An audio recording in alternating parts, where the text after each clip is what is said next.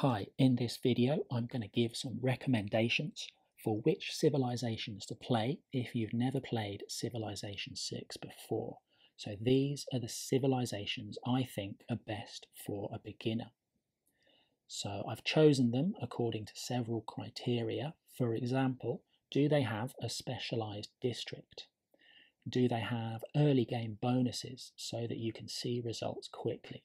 And do they have an emphasis on a particular yield? So by yield, I mean things like gold, culture, or faith, and so on. If they've got an emphasis on a particular yield, then it's easier to make decisions and see the effects of your decisions as well. So here's the list. There's Russia with faith, Greece for culture, England for gold and production, Korea for science, Gaul for production, and the Cree for gold. So let's talk about each one. So Russia is led by Peter the Great. For me, this was the most useful civ to play when I first started playing Civ 6. It's very heavily faith-based. So we can see, for example, Mother Russia, +1 faith, +1 production from Tundra. So you might want to try Russia on a cold map. A cold map will give you lots of tundra. So you get a little bit of faith when you settle, but you get a lot from the Lavra. So the Lavra is probably the best district in the entire game. It's unique to Russia, replaces the holy site. Your city border grows by 1 tile each time a great person is expended. So it helps your city grow. It gets you great prophet points. It also gets you great writer points with a shrine, great artist points with a temple. So lots of faith and lots of culture with Russia as well. Once you've got your religion, once you've got your religious sites, it's very easy to boost production as well. So I would absolutely suggest Russia as the first civ that you play. If you play Russia and you enjoy it and you'd like to do more faith-based games, have a go at Ethiopia. This is probably my favourite civ. If you have a look on the right hand side here, you can see the faith symbol all through the description of the civ, so that's a good one. Also, if you like faith, have a go at the Khmer with Jayavarman. So this doesn't have a unique district, but it does have a unique building which replaces the temple. So this is another great faith civ, but have a go at Russia first. Greece is another civilization I would suggest for beginners. So Greece is a culture civ.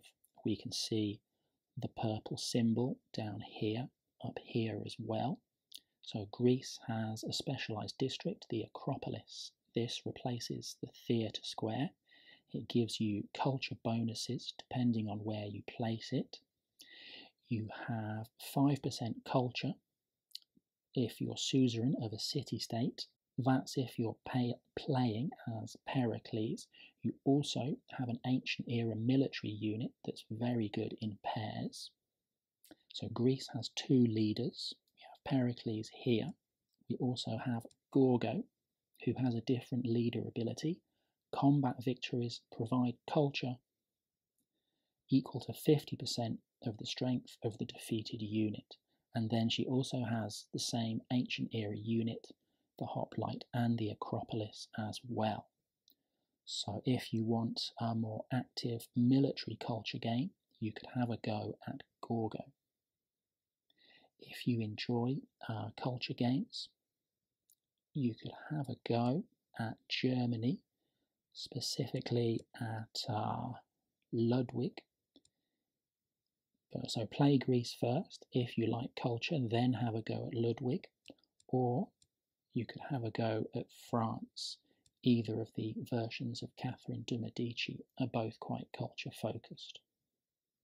But first of all, have a go at Greece. Gorgo if you want to go more military, Pericles if you'd prefer to be a bit more passive and concentrate on building your empire.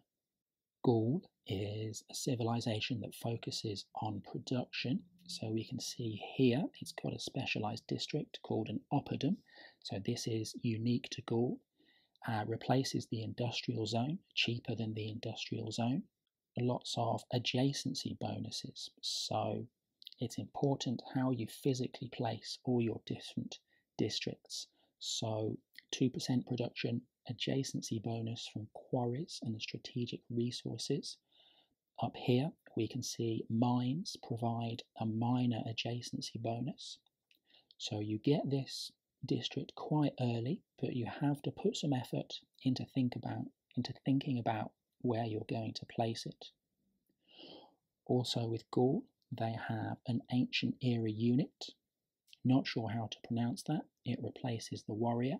So you get your industrial zone, build an army, go and take somebody else's cities from them. England is another good civ for beginner players. So England have a specialised district, the Royal Navy dockyard, so it's much cheaper to build than the original harbour. They also have a unique naval unit. They have bonuses for production as well. There are several different versions of England. So Victoria, Age of Empire, more concentrates on the military version. Victoria, Age of Steam, concentrates a bit more on production.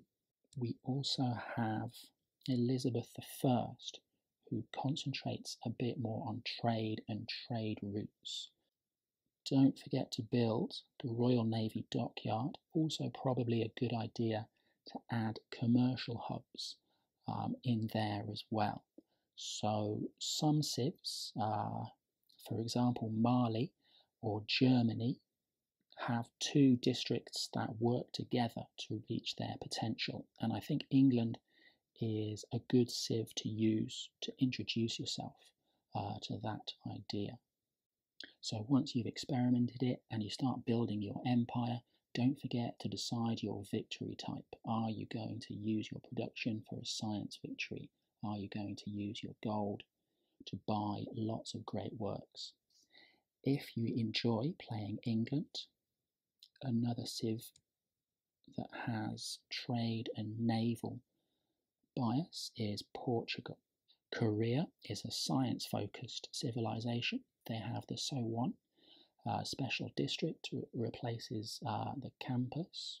The So-Won has specific requirements of where it can be placed. So you can practice building up your empire. So mines and farms should be put next to the So-Won where possible. So there are two separate leaders. There's Seondeok and Seondeok. I think for the first time through, maybe Seondeok might be a little bit easier. If you like Korea, you want to try some more science civs, you could try Arabia. So Arabia use both faith and science together. One of the most fun civs to play is Babylon. But try Korea first, maybe try Seondeok first. Another good civ for beginners is Poundmaker. So Poundmaker is a gold focused civ. So there's no specialised district for the Cree. So the specialised commercial hub belongs to Mali. So Mali has the Seguba, but I wouldn't recommend Mali for beginners. Personally, I found it a little bit confusing. If we look up here, favourable terms, outgoing trade routes grant +1 food. Trade routes sent to your city grant +1 gold. Down here, +1 trade route capacity and a free trader with the pottery technology. So lots of trade routes, lots of gold. Don't forget to build commercial hubs. Furthermore, the Cree have an ancient era unit. It replaced the scouts. So you've got some military early on as well. If you like the Cree, after you've played them, you could have a go at Mongolia. They're another good trading civ.